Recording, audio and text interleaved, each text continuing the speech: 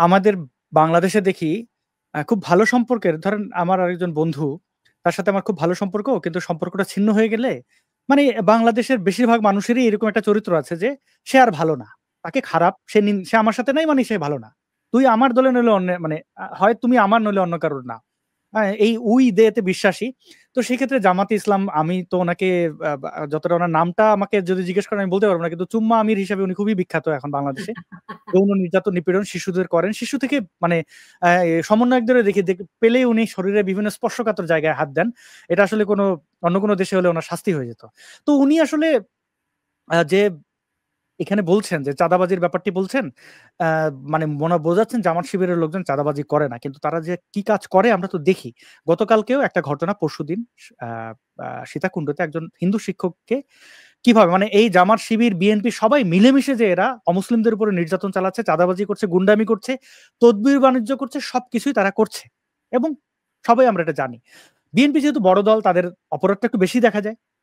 আ জামাতের তো চাইলেও তো সারা বাংলাদেশে তো তাদের কর্মী নাই। ওইভাবে চাঁদাবাজি করতে পারবে না। তো বিচ্ছিন্ন একটা দল তারা এই কাজগুলো করার মাধ্যমে আসলে আ আপনি যেটা মানে আপনার যেটা আজকে টাইটেল, এটা বাংলাদেশটাকে কি একটা ব্যাটল গ্রাউন্ড বানাতে চায় কিনা? অবশ্যই চায়। আমেরিকা কেন পার্বত্য চট্টগ্রাম আমার মনে হয় বাংলাদেশের নিরাপদতম জায়গার মধ্যে অন্যতম। মানে এই ৩ পার্বত্য জেলা। কিন্তু না সেটা হওয়া উচিত। অনিরাপদ বলে বলছে কারা? বলছে রাষ্ট্র বলছে, মিলিটারি বলছে এবং ওইখানে সেটেলার বাঙালিরা বলছে। কারণ ওইখানে তারা মনে করে বিভিন্ন ষড়যন্ত্র বের করে। আমি পাহাড়ি আদিবাসীদের যতজনকে চিনেছি তাদের নিয়ে যতদূর পড়াশোনা করেছি, আমার মনে হয়নি যে তারা আলাদা কোনো দেশ বানাতে চান, রাজ্য বানাতে চান। আপনি গিয়ে তাদের ডিস্টার্ব করলে সে তো বলবেই।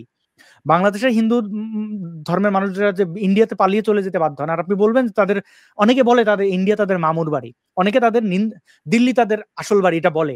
আমরা তো সেই অকৃতজ্ঞ জাতি। মানে একটা মানুষ সে প্রাণী বাঁচানোর জন্য অন্য দেশে গিয়ে আশ্রয় নিচ্ছে। আপনি তাকে তার সেই দেশ নিয়ে খোঁটা দিচ্ছেন। এগুলো দেয়, এগুলো তারা বলে। বাস্তবতা হচ্ছে ডক্টর মোহাম্মদ ইউনূস যেভাবে চায়নায় গিয়ে অ্যা সেই চীনের অ্যা আ শি-কে যেভাবে হাত ধরলেন, হাত ধরে ধরছেন তো ধরেছেন, ছাড়ছেন না। মানে যেন মনে হচ্ছে তোমায় হৃদ মাজারে রাখবো, ছেড়ে যাব না। ছাড়তেই উনি চাইছেন না। তা এইটা থেকে বোঝা যাচ্ছে যে উনার এখন কেবলা ওই চায়নার দিকে। আমেরিকা এখন কি ভাবছে? বলা হয় আ সেই ডিপ স্টেট ইউনূস সরকারকে অনেকদিন ধরে তৈরি করেছেন। ইউনূসকে তৈরি করে তাকে এখানে বসিয়েছেন। মানে আমেরিকা কি ভাবছে যে যারে আনলাম যে তোমাকে তো ভালোবাসা বড় ভুল হয়েছিল। তুমি তো হ্যাঁ, ওইটা ভাবছে কিনা আমেরিকা? আবার এই আরাকান আর্মি যে এখন একটা ব্যর্থ সরকার সে চাইবে খড়কুটো ধরে টিকে থাকতে। এই চীনরে ধরবে ছাড়বে না। আবার মোদিকেও ধরার চেষ্টা করল কিন্তু মোদি তো তার জবাবটা ভালোভাবে দিয়ে দিল। ট্রান্সশিপমেন্ট শুধু বাতিল না।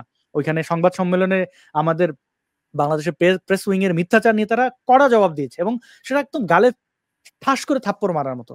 এইরকম কূটনৈতিক আ মানে অপমান আমরা খুব কম দেখেছি। চীনের সাথে শেখ হাসিনা গেছিলেন, সেখানে বৈঠক হয়নি, অমীমাংসিত চলে এসছেন। কিন্তু আমরা কোনো থাপ্পড় পাই নাই। রাষ্ট্র কর্তৃক চীন কোনো বিবৃতি দেয় নাই।